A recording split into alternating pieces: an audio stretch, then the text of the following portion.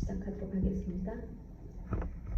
너무나 좋으신 우리 하나님, 찬양과 경배를 올려드립니다.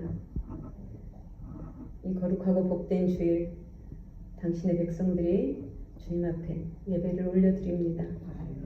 아버지, 저희들이 무엇이간데 수십억의 인구 중에서 그 중에서도 주님께서 저희들의 이름을 다 부르셔서 이 자리에 앉게 하시고 저희들을 통하여서 예배를 받으시는 우리 하나님 아버지, 너무나 감사를 드립니다. 이 어렵고 혼돈의 시대 성령 충만교회를 세우셔서 아버지, 주님 마음을 시원케 해드리는 주님의 계획을 이루어가게 하시니 너무나 감사를 드립니다. 아버지, 저희 교회를 통하여서 그리고 저희 성도님들을 통하여서 또한 우리 종들을 통하여서 주님은 세세토록 영광을 받으시옵소서. 말씀을 전하고자 합니다. 말씀을 전할 때 아버지, 저희를 도와주시고 전하는 전하, 듣는 우리 귀한 성도님들이나 다 은혜 가운데서 하나가 되어서 주님의 음성을 듣는 시간 되게 하여 주시옵소서. 예수님의 이름으로 기도합니다. 아멘.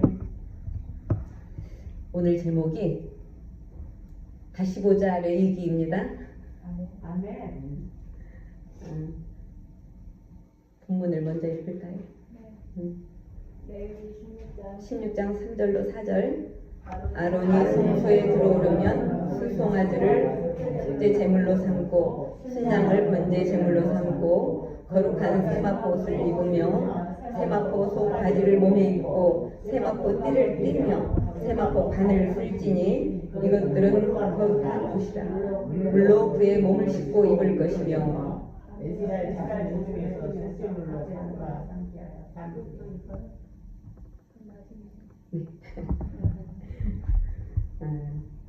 제목이 아주 주님께서 가뿐하게 주신 것 같아요.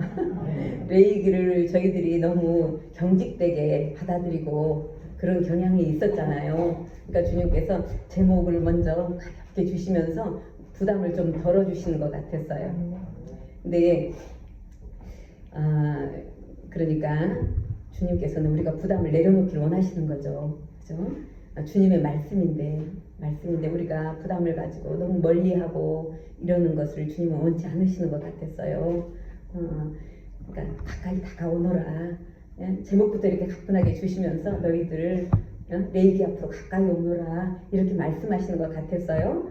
그래서 오늘은 우리가 이번에 그 토라 포션 중에서 레위기 16장에서 20장까지가 우리가 이제 읽었던 그런 부분이잖아요. 그래서 개괄적으로 16장에서부터 20장까지를 살펴보면서 또 하나님의 마음과 또 우리에게 원하시는 삶의 본질에 대해서 나누고자 합니다. 레위기 전체에는 거룩이라는 단어가 약 100여 차례 기록이 되어 있다고 해요. 그래서 레위기를 거룩의 책이라고 해도 틀리지가 않는다고 합니다. 정통 이스라엘 사람들은 자신의 자녀들이 5살만 되면은 모세 오경 중에서 이 레위기를 읽힌다고 해요. 이유가 뭐냐면은요, 깨끗할 때 거룩의 영이 들어갈 수 있도록 그렇게 자녀들을 모세 오경이 다 중요하게 받아들이고 있지만 성경이 다 중요하지만 특히 이스라엘 사람들은 유대인들은 모세 오경을 굉장히 중요하게 여기잖아요. 그 중에서도 레위기를 5살만 되면 읽히고 있다고 해요. 예전부터 그렇게 했대요. 그런데 우리 성도님들은 우리가 나눈 것처럼 율법적이고 레위기를 지루한 제사 형식 이렇게 이제 받아들이잖아요. 왜냐하면 실제적으로 레위기에 쓰여진 문체나 어법들이 우리가 현대에 쓰고 있는 그 어법하고 좀 말투가 좀 다르거든요. 그리고 다른 시편이나 이사야나 이런 걸 보면 굉장히 문학적인 어휘들이 많이 있는데 레위기는 굉장히 뭐랄까 철두철미하게 그 제사 법에 대해서 이렇게 기록되어 있기 때문에 아무래도 우리가 좀 가까이 가는데 어려웠을 수도 있다라는 것을 우리 주님도 이해하고 계실 거라고 믿습니다. 그래서 그런데 레위기의 깊은 곳을 볼 수 있는 우리의 눈이 열리면은요, 우리가 지난번에 십계명을 나눌 때 어땠어요? 십계명을 우리는 그걸 지키지 않으면 굉장히 부담스럽고 힘든 그런 하나님의 계명으로만 알았는데 십계명을 깊이 들어가서 보니까 하나님의 사랑이었다라고 인식의 전환이 있었던 것처럼 레위기도 마찬가지라는 거예요. 레위기도 우리가 레위기 그 딱딱한 문체 뒤에 숨겨져 있는 하나님의 마음을 읽게 된다면은 이것이 레위기 가운데 하나님의 사랑이 면면이 흐르고 있구나라는 것을 우리가 알 수가 있다는 것이에요. 그래서 레위기는 우리를 위한 하나님의 사랑이고 예수님의 대속 사건을 먼저 보여주시는 복음의 책이라는 것을 우리가 오늘 알 수 있는 시간을 하나님께서 허락하셨습니다. 그래서 기대하면서 주님을 기대하십시다. 오늘 우리는 하나님의 깊은 마음, 즉 그분이 우리에게 원하시는 삶의 본질까지 이 레위기를 나누면서 같이 살펴보기를 원합니다. 그래서 우리가 이제라도 레위기에 대해서 눈을 뜨는 그런 시간을 갖기 원합니다. 레위기가 표면적으로는 우리에게 익숙한 내용은 아니라고 말씀드렸어요. 그러나 하나님께 나아가는 길을 매우 정교하게 그리고 엄숙하게 보여주는 그런 귀한 보물과 같은 책이라는 것이에요. 레위기 안을 들여다보면 하나님의 마음을 아주 섬세하게 감동적으로 드러내고 있다는 것을 우리가 볼 수가 있는데요. 특히 오늘 16장에서 20장까지는 하나님과 우리가 어떤 관계를 맺고 있는지 깨닫게 해주는 그런 보석과 같은 그런 부분이라는 것을 말씀을 먼저 드리겠습니다. 우리가 먼저 나눌 레위기 16장은 그 중심에 있는 장이에요. 레위기 16장은 대속 제일 욤키프르에 대한 말씀을 지금 기록하고 있는 부분인데요. 대속 제일이라는 것은 무엇이냐면요, 1년에 단 한 번, 1년에 딱 한 번만 대제사장이 지성소에 들어가서 하나님 앞에 이스라엘의 죄를 속죄하던 그런 날이었었어요. 그러니까 단 한 번, 1년에 단 한 번 한 사람만이 하나님의 깊은 임재 가운데로 들어갈 수 있었는데 그 레위기 16장을 통해서 하나님은 우리에게 무슨 말씀을 하고 계시는지 한번 살펴보도록 하겠어요. 오늘 본문인데요. 여기에 보면은 읽어보셨다시피 레위기 16장에 보면은 4절 한 절에 16장 4절 한 절에 거룩한 세마포 속옷을 입고 세마포 속바지를 입고 세마포 띠를 띠며 세마포 관을 쓸지니라고 세마포를 4번이나 강조했어요. 전번에 우리 완희 목사님이 그러시더라고요. 설교 중에 하나님은 중요한 것은 거듭거듭 말씀하신다. 그러니까 세마포를 4번이나 한 절 가운데 4번이나 강조하신 이유가 있다는 것이에요. 평상시에 대제사장이 성전을 봉사할 때, 성전 봉사를 할 때 어떤 옷을 입었어요? 우리 에스더 목사님 그때 보석 얘기를 해주셨잖아요. 보석이 주렁주렁 달린 에봇을 입었잖아요. 우림과 둠림 무슨, 그리고 그 제사장 대제사장 옷은 정말 청색실, 홍색실, 또 한 금방울, 한 석류 이런 식으로 굉장히 화려한 대제사장 그 옷을 입었었는데 이날만큼은 그 옷을 다 벗고 하나님께서 말씀하신 게 뭐냐면은 세마포 옷을 입고 세마포 바지를 입고 세마포로 띠를 띠고 세마포 관을 쓰고 그렇게 지성소로 들어와야 된다, 이렇게 이제 말씀을 하신 거예요. 그런데 이날은 흰 세마포 옷을 입어야 했는데 대제사장이 하나님의 은혜로 의로움을 덧입는 것을 의미하고 또 하나님 앞에서 겸손하고 순결한 자세로 하나님을 맞이하는 것을 의미한다고도 해요. 그리고 이것은 먼 훗날 인류의 속죄를 위해서 대제사장으로 이 땅에 오신 예수님께서 하늘의 영광스러운 형체를 벗어버리시고 사람의 형체를 입으시고 한 점 흠이 없이 하나님 앞에 자신을 드리는 그런 것을 예표한 것과 같다라고 이렇게 우리가 볼 수가 있다는 거예요. 그러면 이 사건을 지금 우리 삶 가운데서는 어떻게 적용을 할 수 있는지 같이 나눠보도록 하겠습니다.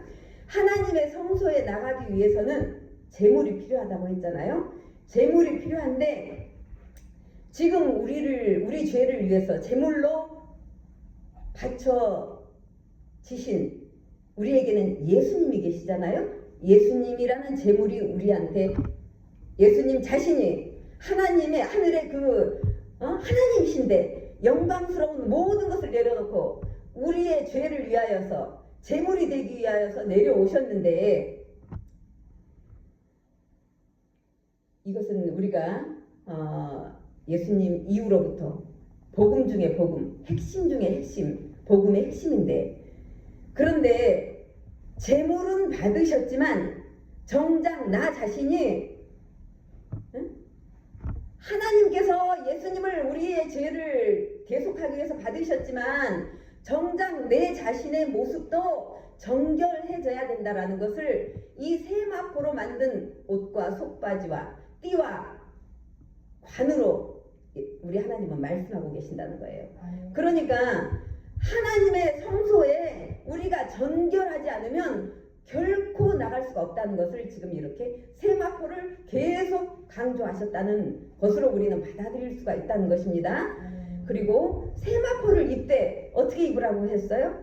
물로 씻은 후에 입으라고 또 말씀하셨어요. 이 부분을 요한복음 4장 14절로 우리가 나눠보기 원합니다. 제가 읽어드릴게요. 이 물로 씻으라는 것을 어떤 의미냐면요. 우리 예수님께서 사마리아 성에서 우물가에서 여인을 만나잖아요. 여인을 만나는데 그 여인이 삶이 어땠어요? 굉장히 곤고하잖아요. 남편이 5 있었는데 지금 현재 있는 남편도 너의 참 신랑이 아니다. 우리 예수님은 그러시잖아요. 응? 그러는데 그게 뭐냐면은 그것도 잠깐 나눌게요. 남편이 뭐예요? 여자에게는 힘이에요. 힘. 기대는 힘. 그죠? 기대는 힘인데 기대는 힘이 5이나 있었고 6째 되지만 그것도 너에게는 기댈 수 있는 힘이 안 된다. 하나님 예수님은 그렇게 말씀하고 계시더라는 거죠. 기댈 수 있는 힘이 뭐예요? 우리에게 세상적인 것이잖아요. 세상적인 것. 사마리아 여인이 세상적인 것을 의지하고 있었지만 그것으로는 너의 목마름이 너의 갈증이 채워지지 않는다는 말씀을 우리 주님이 그렇게 말씀하고 계시는데 요한복음 4장 14절 내가 주는 물을 마시는 자는 영원히 목마르지 아니하리니 내가 주는 물은 그 속에서 영생하도록 솟아나는 샘물이 되리라. 이렇게 이제 그 사마리아 여인에게 얘기를 하거든요. 네가 의지하고 있는 남편, 세상 그것이 너를 만족시킬 수 없지만 내가 주는 이 물이 이 생명수가 너를 목마르지 않게 할 것이야. 이렇게 말씀하시는 거잖아요. 그러니까 예수님께서 주시는 물은 그러니까 단순한 물이 아니었던 것이죠. 단순한 물이 아니라 성령과 말씀의 생명력을 상징하고 있었다는 거예요. 그러니까 물로 씻은 후에 세마포를 입으라는 말씀은 우리가 말씀과 또 성령으로 거듭난 다음에 세마포를 입으라는 것이에요. 그러면 또 세마포는 무엇을 의미할까요? 계시록 19장 8절에 보니까 이렇게 되어 있어요. 그에게 빛나고 깨끗한 세마포 옷을 입도록 허락하셨으니 이 세마포 옷은 성도들의 옳은 행실이로다. 이렇게 기록이 되어 있어요. 구약 당시 세마포 옷은 대제사장이 대속 제일에 입는 겸손한 옷이기도 하지만 상징적으로는 성도들의 옳은 행실을 나타내고 있다는 그런 말씀이에요. 그래서 한 절에 세마포를 4번씩이나 연거푸 강조하신 말씀의 이유가 있는데 성령과 말씀으로 거듭난 성도는 삶 속에서 반드시 그것들이 나타나야 된다는 것을 말씀하고 계신다는 거예요. 여기에서 옳은 행동을 하는데 이 방면에서는 옳은 행동을 하지만 이쪽에서는 좀 안 돼. 이런 경우가 있잖아요. 그런데 그것도 조차도 되지 않는다는 거예요. 온전히 모든 다방면에서 전인격적으로 너희는 온전한 행실을 하여라 라는 의미로 세마포를 이렇게 하나님은 강조하고 계셨다라는 것이죠. 그리고 하나님께서는 아론에게 말씀하세요. 대제사장 아론에게 말씀하시는데 아무 때나 지성소에 들어오지 말라 그렇게 하시면서 정해진 길을 제시해 주셨잖아요. 제물을 가지고 세마포 옷을 입고 지성소에 들어오는 방법을 제시해 주셨는데 지금 우리에게도 정해주신 길이 있다는 거예요. 지성소로 들어가서 하나님을 만나는 그 길을 정해주셨다는 거예요. 어떻게 해요? 내가 길이요 진리요 생명이니 나로 말미암지 않고는 아버지께로 올 자가 없느니라. 예수님이 그렇게 말씀하신 것처럼 예수님을 믿음으로 속죄를 받고 성령으로 기록된 말씀 가운데서 인도함을 받으며 옳은 행실을 삶으로 나타내면서 그렇게 변화되어야 비로소 우리는 하나님이 계신 지성소 안으로 들어갈 수가 있다라는 그런 말씀이에요. 그래서 저와 우리 모두가 그런 성도가 될 수 있기를 예수님의 이름으로 축복드립니다. 레위기 16장 5절에 보면은요, 이스라엘 자손의 회중에게 속죄 제물로 삼기 위하여 순염소 2마리와 번제물로 삼기 위하여 순양 1마리를 가져갈지니라. 하나님께서는 또 아론에게 2마리 염소를 준비하게 하시는데 8절에 이렇게 돼 있어요. 2 염소를 위하여 제비를 뽑되 한 제비는 여호와를 위하고 한 제비는 아사셀을 위하여 할지며 이렇게 돼 있어요. 그러니까 염소 2마리를 한 마리는 여호와를 위해서 속죄 제물로 드리고 다른 한 마리는 아사셀을 위하여서 보내는 그런 염소인데요. 이게 어떻게 되느냐면요, 대속제일날 염키푸르 때 대제사장, 그러니까 여기서 이제 아론이 예를 들어서 항아리를 하나 놓고 항아리 안에다가 돌멩이 2개, 반질반질한 돌멩이를 2개를 넣어가지고 하나는 라 여호와, 또 하나는 라 아사셀, 이렇게 2개의 돌멩이를 집어넣는데요. 자, 항아리를 흔들어가지고 다른 백성들이 보는 앞에서 이렇게 돌을 집어낸대요. 집어내서 2마리 염소가 있어야 된다 그랬잖아요. 2마리 염소 머리 위에다 딱 놓는데요. 놓으면은 보면은 하나는 여호와께, 하나는 아사셀에게, 이렇게 이제 염소가 2마리가 있잖아요. 그러면 하나님 앞에 드리는 염소에게는 빨간 천을 목에다 두르고 아사셀로 보내는 염소에게는 뿔에다 빨간 천을 이렇게 묶어가지고 그렇게 이제 준비를 한다고 해요. 그러는데 첫 번째 염소는 이스라엘의 죄를 속하기 위해서 피를 흘려야 했어요. 하나님 앞에 드리는 그 염소는 피를 흘려야 되는 염소였고, 왜냐하면 하나님의 우리 죄에 대한 하나님의 공의를 만족시키기 위해서는 무엇이 필요해요? 피가 필요해요. 피가. 그래서 예수님 하나님을 위해서 피 흘리는 염소. 또 2번째 염소는 아사셀의 염소는 대제사장이 안수를 한대요. 2 손으로. 안수를 하고 뭐라 그러느냐면, 하나님 아버지, 저희가 하나님 아버지 앞에서 많은 죄를 지었습니다. 대속제일에 하나님은 우리 죄를 사하여 주신다고 약속하셨으니 저희 죄를 사하여 주시옵소서 하면서 이 모든 죄를 이 염소에게, 이 아사셀 염소에게 다 전가를 시킵니다 하고 이제 광야로 내보낸다는 거예요. 그런데 여기에서 2 염소는 무엇을 상징하느냐면요, 먼 훗날 예수님의 십자가 사역을 상징한다고 해요. 예수님께서는 우리 죄를 위해서 첫 염소가 피를 흘리고 죽었던 것처럼 우리 예수님도 피를 흘리고 죽으셨잖아요. 그리고 또한 2째 염소가 상징하는 것처럼 우리의 모든 죄를 제거하시기 위하여서 성문 밖 골고다로 혼자 올라가셔가지고, 그죠? 성문 밖으로 매침을 당하시잖아요. 그렇게 지금 2 염소가 상징하는 것은 예수님의 십자가 사역을 이렇게 상징하고 있다라고 그렇게 해석을 하고 있다고 해요. 그런데 히브리서 9장 12절에 이렇게 되어 있어요. 염소와 송아지의 피로 아니하고 오직 자기의 피로 영원한 속죄를 이루사 단번에 성소에 들어가셨느니라. 우리 예수님께서 그러셨다는 거죠. 이제는 더 이상 하나님 앞에 짐승을 죽이는 것이 아니라 예수님께서 한 번 죽으심으로 모든 제사가 끝났다는 것이에요. 단번에 우리 죄를 다 속하셨다라는 이런 말씀이에요. 우리 죄는 그래서 십자가에서 단번에 해결이 되었고, 저와 여러분은 죄를 사함을 받아서 하나님의 백성다운 모습으로 살아가야 되는 책임을 주셨다는 거예요. 레위기 16장은 그래서 단지 옛 제사 제도에 대한 설명이 아니라 예수 그리스도의 십자가를 이해하기 위한 거울이었다는 것이에요. 우리가 지금 예배 드릴 수 있는 이유, 기도할 수 있는 이유, 하나님의 자녀로 살아갈 수 있는 이유가 우리 예수님의 그 대속이 있었기 때문에 이 자리에서 거룩하신 하나님 앞에 예배를 드릴 수 있는 자격을 받았다는 것입니다.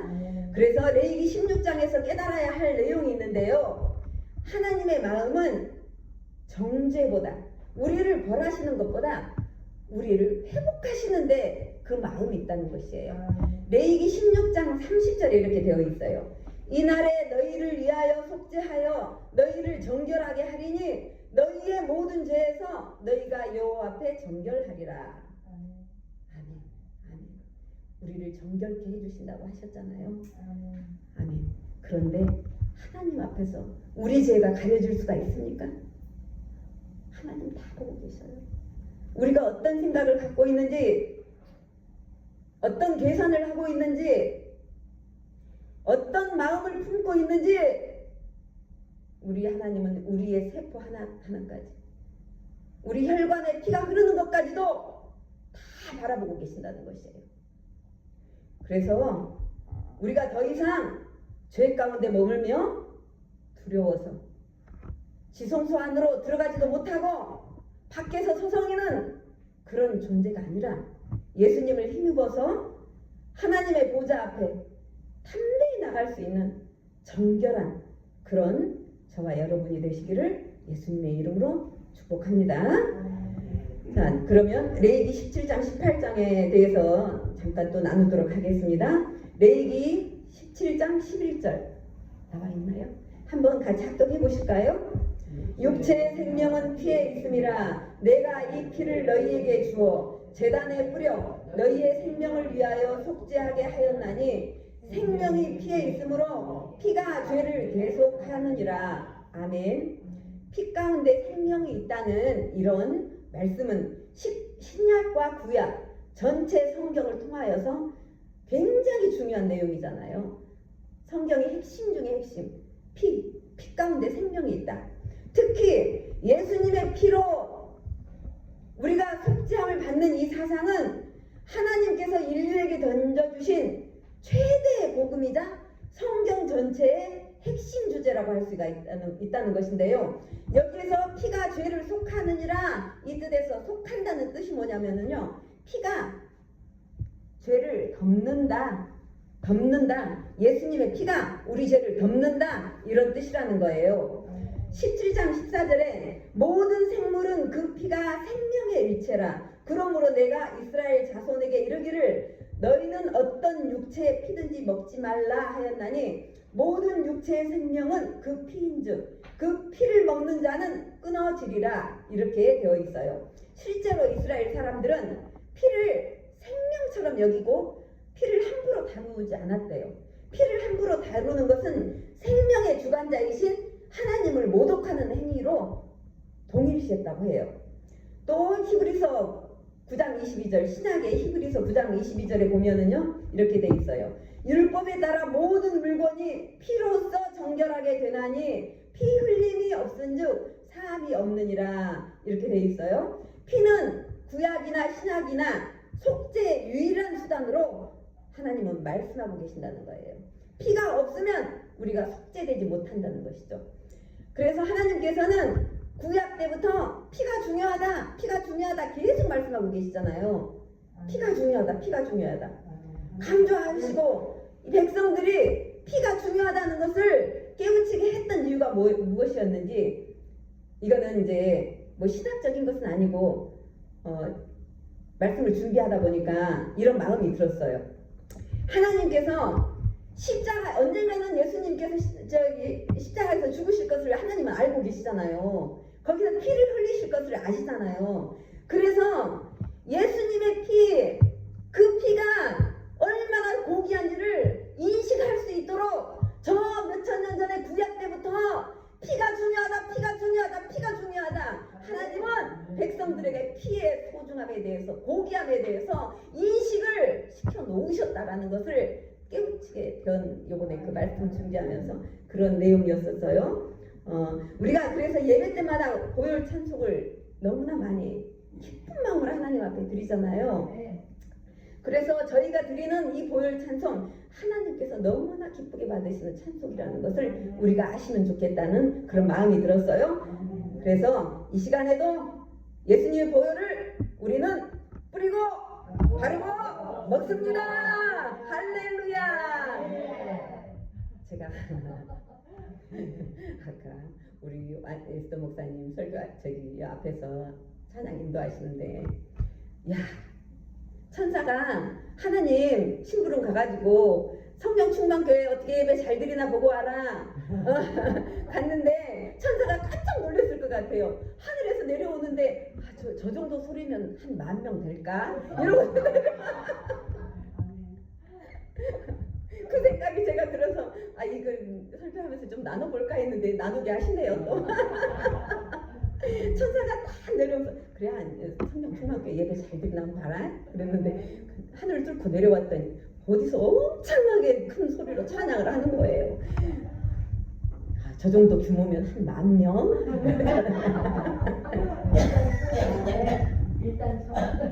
우리 하나님은 저희 교회를 그렇게 보고 계십니다. 할렐루야. 주님 영광 받으시옵소서. 그래서 그런 의미로 18장은 넘어가도록 하겠습니다. 근데 여러분 지난번에도 우리 에스더 목사님 우리는 하나님의 백성이다 그렇게 말씀하셨잖아요. 근데 백성과 국민의 차이에 대해서 혹시 생각해 보신 적 있으세요? 목사님들은 다 아실 것이니까 가만히 계시고. 백성은 내가 다 드리는 거죠. 네. 국민은 평등한 거. 역시 우리 성령 충만교회 권사님. 맞아요. 국민은 자주권이 있어요. 정치에도 참여할 수가 있어요. 백성은 왕의 소유예요. 소유. 내 것이 없어. 내 뜻이 없어요. 내 계획이 없어요. 왕이 시키는 대로 해야 되는 거예요. 왕이. 우리의 왕은 누구세요? 예수 그리스도. 우리 하나님. 하나님께서 시키시는 대로 우리는 해야 되는 거예요. 우리 뜻대로 뭐 된 적이 있습니까? 그 하나님의 백성이기 때문에 우리 뜻대로 안 되는 거예요. 하나님 뜻대로 되기 때문에 우리 뜻대로 안 되는 거예요. 그래서 우리가 하나님 백성이라는 그런 얘기예요. 내 것이라는 게 하나도 없습니다. 다 하나님 것입니다. 생명도, 시간도, 젊음도, 지혜도, 돈도, 명예도, 자녀도, 남편도, 웅이도. 웅이도 하나님 거예요, 하나님 거. 그래요. 그래서 그런데 좋은 게 뭔 줄 아세요? 백성들은 왕의 보호를 받을 수 있다는 거예요. 왕의 다스림을 받을 수 있기 때문에 안전하다는 거예요. 안전하다. 우리가 뭘 하지 않아도 왕이신 하나님께서, 왕이신 예수 그리스도께서 우리를 책임져 주시기 때문에 우리가 별로 좋지 않은 머리 막 짜가면서 계획을 세울 필요가 없다는 거예요. 하나님께만 맡기시면은 완벽하게 저 천국에 갈 때까지 다 책임져 주신다는 거예요. 그래서 하나님 떳떳하게 말씀하시잖아요. 너희는 내 규례와 내 법도를 지켜라. 그러면 산다. 하나님 그러신다는 거예요. 할렐루야. 그런데 하나님께서 원하시는 게 있어요.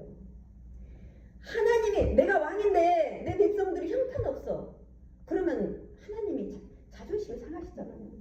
그죠? 내 백성인데 자랑스러워야지 우리 하나님이 떳떳하시잖아요. 저 마귀들이 볼 때도 야 하나님 백성은 역시 다르구나. 이런 게 있어야지. 마귀들이 볼 때 나랑 똑같네? 하나님 백성이라고 하더니 이러면 아니 이거는 계획이 없는 말씀인데 그래서 하나님께서 백성답게 만드시기 위하여서 율법과 규례를 주셨다는 거예요. 왜냐하면 우리가 형편없이 마귀랑 똑같이 살면은 하나님이 내 백성과는 가까이 하고 싶잖아요. 가까이 교제를 하고 싶고 기도할 때도 가까이 가서 이렇게 뭐 좀 알려주고 싶고 뭐 얘기도 해주고 싶은데 계속 제 가운데 서성이고 죄를 벗어나지 못하고 있으면은 하나님이 내가 주고 싶은 건 너무 많은데 우리가 준비가 안 되어서 받을 수가 없다는 것이죠. 그래서 받게 하기 위해서, 하나님의 축복을 받게 하기 위해서 율법과 규례를 주신다는 거예요. 성숙 집사님 전번에 그러셨잖아요. 직장에서 얘기를 해보면은 도대체 대화가 안 된다. 세상 사람들은 돈 얘기만 하고 자랑만 하고, 응? 도대체 하나님 얘기가 안 나오잖아요, 그들에게서는. 근데 우리는 그런 얘기는 다 이제 뛰어넘었잖아요, 그 단계를. 세상이라는 그 단계를 이미 뛰어넘게 하셨잖아요. 우리가 대화할 때 깊은 대화가 뭐예요? 하나님 얘기, 말씀 얘기, 예수님 오시는 얘기, 예수님 오실 때 우리 들림받아서 휴거되는 거, 이런 얘기가 우리는 흥미가 있잖아요. 하나님이 기적을 일으키신 거. 무슨 일이 있었네. 기적처럼 이 일이 해결됐어. 이런 얘기가 우리는 하나님의 백성들은 흥미가 있고, 응? 그때 진지해지는지 세상 얘기하면 저 얘기를 아직도 하고 있어. 우리는 말이 섞일 수가 없는 것이죠. 구별되었다. 그래서 하나님의 백성은 구별되었다. 세상 것과 섞일 수가 없는 거예요. 물과 기름하고 똑같은 거예요. 근데 하나님은 우리가 그래서 예수님의 피로 거룩해졌지만 또 우리의 힘실로도 거룩해져야 된다. 요구하신다는. 그래서 레위기는 거룩함이 전부를 돕고 있는 거룩함의 책이다. 우리가 거룩하게 되기를 원하시는 것을 그곳에 이렇게 주님께서는 기록해 놓으셨다. 우리가 이렇게 볼 수가 있다는 것이죠. 그리고 또 어디를 또 말씀을 좀 전하고 19장에 보면은요, 레위기 19장에 보면은 하나 읽어볼까요? 19장 2절로 3절. 너희는 이스라엘 자손의 회중에게 말하여 이르라. 너희는 거룩하라. 이는 나 여호와 너희 하나님이 거룩함이니라. 너희의 각 사람은 부모를 경외하고 안식일을 지키라. 나는 너희의 하나님 여호와니라. 이렇게 되어 있어요. 레위기 19장을 살펴보면은요, 다양한 일상적인 규례들을 담고 있는데 여기서도 중심 주제는 너희는 거룩하라 라는 것이에요. 그런데 여러분, 하나님께서 말씀하시는 거룩에 대하여서 우리가 생각하고 있는 그 범위보다 굉장히 광범위하더라는 것을 19장에서 알 수가 있어요. 거룩은 죄를 짓지 않고 정결하게 살아가는 것은 기본이에요. 그런데 그것을 포함해서 삶의 모든 형태까지도 이 거룩이 품고 있다는 것을 19장에서 하나님은 우리에게 알려주고 계세요. 19장에서 말씀하시는 거룩의 내용을 제가 간추려서 읽어드려 볼게요. 들어보세요. 거룩이 뭐냐면요, 먼저 너희 부모를 경외하라. 안식일을 지키라. 근데 안식일을 지키라는 두 번이나 나와요. 또 안식일이 중요합니다. 부모를 경외하고 안식일을 지키라. 가난한 자를 돌보라. 도둑질 하지 말고 거짓 맹세하지 말라.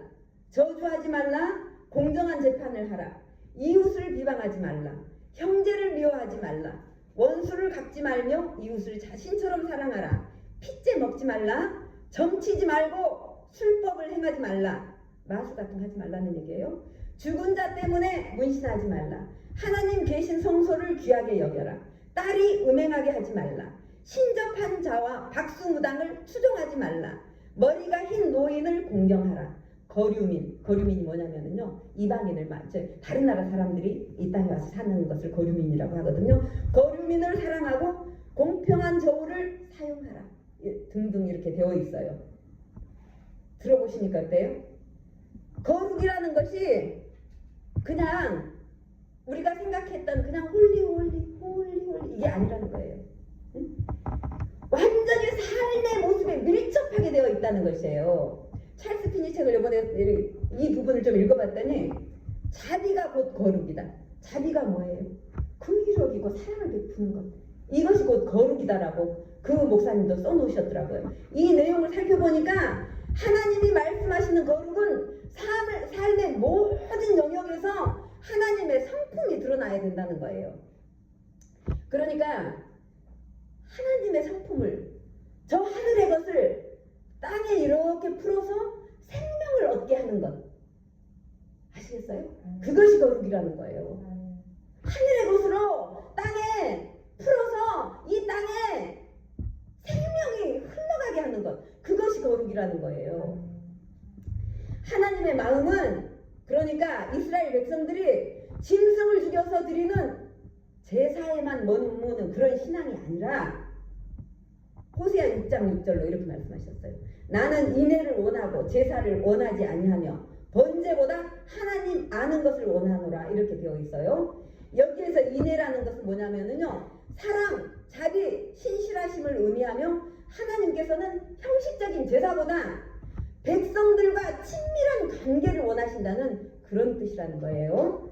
그러니까 지금 우리로 말할 것 같으면 예배드리고 기도하고 이렇게 끝나버리는 것이 아니라 우리 삶의 요소마다 하나님의 성품, 정결함, 자비로움, 진실함, 헌신된 모습, 이런 것을 나타내기 원하신다는 것이, 또한 그런 것들을 하나님은 진정한 거룩이다, 이렇게 말씀하고 계신다는 거예요. 죄짓지 않고 음행하고 무당 추종하는 것은 물론이거니와 부모님을 경외하는 것을 거룩이라고 한대요. 권사님, 부모님을 경외하는 것을 거룩이라고 한대요. 노인을 공경하는 것, 이웃을 사랑하는 것이 거룩이라고 하시고, 재판을 공정하게 하는 것도 거룩이다. 도둑질 하지 않는 것도 거룩이다. 그러니까 하나님이 말씀하시는 거룩은 우리가 생각하는 범주를 훨씬 넘어서서 실제적인 영역에까지 드리워져 있다는 것을 지금 드리는 거예요. 그래서 우리가 예배드리는 시간 너무 소중하죠. 이것은 거룩을 만들어내는 기본 샘표와 같아요.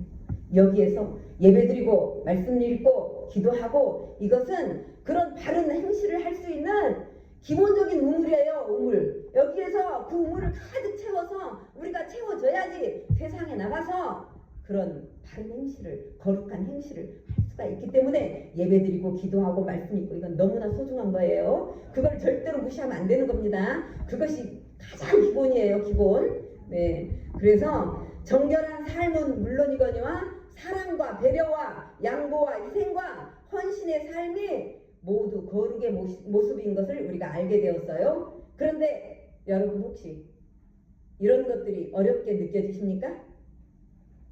어렵다고 혹시 생각되세요? 그런데 에스더 목사님, 어떻게 성령님께서 통하게 하셨는지 하늘, 우리가 천국 가는 길이 좁다고 이제 하지 말라 그러셨잖아요. 하나님, 예수님께서 이미 다 닦아 놓으셨기 때문에 우리가 이제는 그 길을 좁은 길이라고 말하지 말아라, 그렇게 아까 선포를 막 하시더라고요. 근데 저는 이 말씀에다 그렇게 적어놓은 거거든요. 우리는 이제 이런 일들이, 거룩을 이루는 일들이 어렵고 불가능한 일이라고 말하면 안 된다, 이렇게 썼거든요. 왜냐면은요, 우리가 거룩해지는 것을 두려워하는 존재가 있어요. 그 자들에게 우리는 거룩하기가 힘들어. 우리는 육의 몸을 입고 있어서 거룩하기가 힘들어. 그것은 소수의 어떤 사람의 영역이야, 하나님의 영역이지, 이렇게 말해버리면은요, 마귀들이 힘을 얻는다는 거예요. 그래, 쟤네들은 거룩하게 틀렸어. 이미 말로 선포하잖아. 응? 마귀가 그런다는 거예요. 그리고 무엇보다도 우리를 거룩하게 만드실 수 있는 성령님의 능력을 거부하는 말이 되기 때문에 절대로 우리 입에서는 거룩하기 힘들어, 이런 말 하면 안 된다는 거예요. 하나님은요, 우리가 거룩할 수 있으니까 거룩하라고 말씀하시는 거예요. 거룩하게 만들어줄 준비가 다 되신 거예요, 하나님은. 근데 우리가 자꾸 거절해요. 우리는 거룩할 수 없어, 안 되지, 우리는 죄인이잖아, 죄인. 자꾸 이렇게 이 말해서는 안 된다는 거예요. 우리 천국 가는 길 넓습니까, 좁습니까? 넓습니다. 아멘. 거예요. 그게 예수님만 붙잡고 가면 되는 거예요. 예수님만 붙잡고 가면. 네. 거룩은요, 네. 우리 삶 가운데 세상에 죄가 들어오는 것을 막아내는 견고한 문이 되는 거예요. 거룩이. 응? 거룩이 죄가 우리 안에 들어오지 못하도록 하는 거예요. 악한 영이 내 안에 자리 잡지 못하게 하는 것이 거룩이에요. 그래서 성도들의 거룩한 삶이 그런 가능성이 이제는 절대로 부정당해서는 안 된다는 것이죠. 네. 자꾸 부정하니까 주님의 이 몸된 교회가 성도들이 하나님이 선택한 백성들이 세상 사람과 똑같은 수준으로 살고 있기 때문에 교회가 힘을 잃어버렸다는 거예요. 우리는 거룩할 수 있습니다. 네. 하나님께서 거룩하게 만들어 주십니다. 우리가 성령님 할렐루야 성령님께 의지하면서 안 된다라고 말하지 말고 성령님 도와주시옵소서. 나는 거룩하게 하나님의 백성으로 끝까지 예수님께서 만들어 놓으신 그 길을 따라서 저 천국에 반드시 갈 것입니다. 이렇게 선포하는 저희들 되기 원합니다. 네. 어떻게 할까요? 하나 더 할까요? 그만 끝낼까요? 레위기 20장 간단하게 할게요. 레위기 20장에 보니까 제목을 뭐라고 했느냐면 성경책에 보니까 반드시 죽여야 하는 죄 이렇게 돼 있어요. 20장 2절 한번 읽어볼까요? 너는 이스라엘 자손에게 또 이르라. 그가 이스라엘 자손이든지 거류민이든지 그 자식을 몰렉에게 주면 반드시 죽이되 그 지방 사람이 돌로 칠 것이요. 이렇게 돼 있어요. 죽이는 죄들 가운데 우상 숭배도 죽여야 되고 간음하는 것도 죽여야 되고 동성애하는 것도 죽여야 되고 가족 간의 성적 범죄도 죽여야 되고 수간하는 것도 죽여야 되고 무당들을 따르는 자도 죽이고 무당도 죽이라고 하나님이 말씀하셨어요. 그들은 다 죽여야 된대요. 하나님께서. 그런데 가장 먼저 하나님께서 내놓으신 게 뭐냐면요, 자녀들을 몰렉에게 주는 것. 몰렉은 뭐냐면요, 저 가나안 땅에서도 몰렉 그 우상 숭배가 있었고 애굽에서도 있었는데 어린 자녀를 우상에게 바치는 거. 불에 태워서 바치거나 죽여서 바치거나 이런 건데 자녀를 누가 줘요? 하나님 주시잖아요. 근데 하나님 것을 가장 가증스러운 저 몰렉 우상에게 바쳤다는 거예요. 그런 것은 하나님이 즉각 처단, 자녀를 몰렉에게 주는 것, 하나님의 것을 지 맘대로 한다 이거죠. 그리고 악한 것, 그 우상에게 불로 태워서 애기를. 이스라엘 백성은 하나님의 언약 백성으로 삶 전체가 하나님을 예배하고 따르도록 구별되어 있어요. 그래서 그들의 삶의 모습은 하나님의 명예와 하나님의 평판과 이름과 다 연결이 되어 있다는 것이죠. 말씀드렸다시피 백성들이 잘하면 하나님이 기쁘고 칭찬, 다른 마귀들도 그래 하나님 백성 다르구나 이렇게 평판이 나갈 수가 있지만 하나님의 백성이 하나님 백성다운 삶을 살지 못하면 조롱거리가 된다는 것이죠. 하나님의 이름마저도 그 성우가 욕되게 된다라고, 나의 이름이 욕되게 된다, 하나님 그렇게 말씀하시잖아요. 그런데 여러분, 이 시대에 자녀를 몰렉에게 주는 이런 인신제사 형태가 과연 끝났다라고 생각하십니까? 과연 그런 부모가 있을까? 자녀를 불에 태워서 우상에게 주는 그런 부모가 있을까? 이렇게 생각할 수가 있어요. 그렇다면은 우리가 한번 생각을 해봐요. 자녀를 우상에게 바치는 행위가 무엇이 있을까요? 하나님의 자녀가 하나님의 사람으로 세워지는 것에 관심이 없고 예수님을 닮아가는 모습에 관심이 없고 이 부모라는 이름으로 자녀가 세상 가운데서 명예나 얻고 출세나 하고 돈이나 벌고 이렇게 하도록 하는 부모는 몰렉에게 자녀를 바치는 것과 같은 것으로 주님은 보신다는 것이에요. 왜요? 이 자녀가 죽게 되면 어떻게 돼요? 그대로 살다가 세상 가운데서 그대로 살다가 죽게 되면 어디 가요? 불지옥으로 갑니다. 불지옥으로. 영원히 꺼지지 않은 불지옥 가운데로 그 자녀가 떨어진다는 거예요. 순서만 다르죠. 몰래에게 불태워서 드리는 거나 죽고 나서 불지옥에 떨어지는 거나 똑같은 우상 숭배라는 거예요.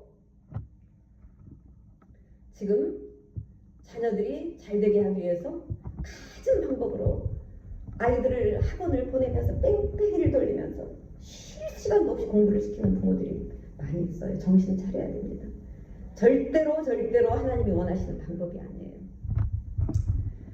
하나님을 향해서 자라가야 되고 예수님을 향해서 예수님의 모습을 닮아서 그렇게 세워져 가야 되는데 악한 영이 장악한 이 세상 가운데 자녀들을 몰아넣어놓고 너희는 출세해라, 너희는 이름을 얻어라, 너희는 돈을 벌어라, 가증한 인생을 살고 있다는 것이에요. 이런 일들이 왜 있어요? 사람들의 시선이 눈에 보이는 것, 땅의 것, 육신의 것에 고정되어 있기 때문에 그렇다는 거예요. 하늘의 것에 대해서 알지를 못해요. 그들은 영적인 것이 무엇인지 관심조차 없어요. 내 눈에 보이는 것, 내 배가 부르면 그것으로 만족, 내 재산이 불어나면 그것으로 만족. 골로새서 3장 5절로 6절에 이렇게 되어 있어요.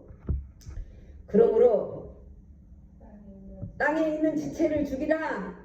곧 음란과 부정과 사욕과 악한 정욕과 탐심이니 탐심은 우상숭배니라. 이것들로 인하여 하나님의 진노가 임하느니라. 욕심 부리고 하나님 모르고 계속적으로 세상 가운데 살게 되면은 하나님의 진노가 임한다라는 이런 말씀이에요. 자녀들을 몰래에게 내주었던 행위가 왜 그랬어요? 자신의 탐심을 위한 것이었어요. 자신의 무엇인가를 이루고자 해서 자기가 낳은 생명을, 하나님의 그 생명을 우상에게 불러 태워서 바쳤던 것이 지금 자녀들에게 예수님을 전하지 않고 부와 명예와 이런 것들에 바치고 있는 것은 부모들의 정욕과 탐심 때문이라는 것이에요. 하나님은 탐심을 뭐라고 해요? 우상숭배다. 우상숭배하면 진노가 임한다. 이렇게 말씀하고 계시잖아요. 그래서 어떻게 해야 돼요? 골로새서 3장 2절에 위의 것을 생각하지 말고 땅의 것을, 위의 것을 생각하고 땅의 것을 생각하지 말라. 저와 여러분은 하늘의 것을 목적으로 두고 살아야 됩니다. 저와 여러분은 하나님의 백성답게 성령님의 인도하심만을 추구하고 그야말로 하나님께서 노여하시는 우상숭배의 죄로부터 완전하게 벗어나야 된다는 것입니다. 하나님께서 명령하신 우리의 거룩은 우리의 생명을 살리고 영혼을 살리는 울타리와 같은 거예요. 말씀을 마무리할게요. 여러분 중에 혹시 하나님의 말씀대로만 살아도 과연 이 세상을 잘 살 수 있을까? 염려가 되시는 분 계십니까? 권사님 어떠세요? 힘들어요. 염려되시지 않기를, 염려하지 않으시기를 예수님의 이름으로 권면드립니다. 왜냐면은요, 이사야 1장 19절로 20절 말씀에 이렇게 되어 있어요. 제가 읽어드릴게요. 저 있네요. 같이 읽을게요. 시작. 너희가 즐겨 순종하면 땅의 아름다운 소산을 먹을 것이요 너희가 거절하여 배반하면 칼에 삼켜지리라. 아멘. 두 가지 길 중에 선택은 우리가 결정하도록 주님은 만들어 두셨어요. 하나님께 순종할 것인지 배반할 것인지 선택은 우리의 몫이라는 거예요. 만약 우리가 순종하여서 하나님께서 기뻐하시는 삶을 살게 된다면 어떻게 하신다고요? 하나님의 길을 열어주신다는 거예요. 하나님의 방법으로 땅의 아름다운 소산들로 풍성하게 삶의 필요를 채워주신다고 하나님 약속하고 계신다는 거예요. 그리고 이 세상에서도 안전하게 보호해 주시고 주님 오시는 날, 주님을 실제로 우리가 만나 뵙는 그날 주님은 우리 이름을 기쁘게 불러주신다는 거예요. 하나님은 우리를 거룩이라는 정체성으로 부르셨어요. 그래서 레위기는 단순히 구약 시대에 기록한 이스라엘 법전만이 아니고 그 안에는 죄를 대하시는 하나님의 준엄하심과 함께 죄를 속하시려는 하나님의 사랑이 있었다는 것을 우리가 볼 수 있어서요. 더 나아가 하나님의 백성들을 거룩하게 만들고 존귀하게 만들고자 하는 하나님 아버지, 우리의 진짜 아버지, 참 아버지 하나님의 마음이 담긴 책이라는 것을, 그 책이 레위기라는 것을 우리가 이렇게 짧게나마 나누었습니다. 우리 하나님 지금도 말씀하세요. 내가 거룩하니 너희도 거룩할지어다. 말씀하시고 인도하시는 하나님 음성에 우리가 반응하면서 우리 삶의 전반에서 삶의 능력이, 거룩의 능력이 나타나는 저와 여러분이 되시기를 축복합니다. 기도하겠습니다. 하나님 감사합니다. 너무나 감사합니다. 예수 그리스도를 통해 저희들이 속죄의 은혜를 날마다 누리며 살게 해주셨으니 감사합니다. 또한 삶으로 거룩을 살아내는 구별된 백성으로 부르시고 그렇게 살 수 있도록 힘을 주시니 감사를 드립니다. 저희들에게 베푸신 이 은혜, 이 축복을 갚을 수 있는 능력 있는 저희들이 되게 하여 주시옵소서. 능력 있는 성령 충만교회 성도님들이 모두 되게 하여 주시옵소서. 하나님께서 만족하시는 수준의 거룩을 이루며 또한 지키며 살고자 하오니 더욱 은혜를 베풀어 주시옵소서. 오늘 말씀을 통해 한 단계 더 높은 차원의 거룩 가운데로 들어갈 수 있기를 소망합니다. 매일의 삶 속에서 거룩한 모습으로 담대히 주님의 지성소로 들어가 주님을 대면하여 만날 수 있는 저희들이 되게 하여 주시옵소서. 예수님의 이름으로 기도드리옵나이다. 아멘.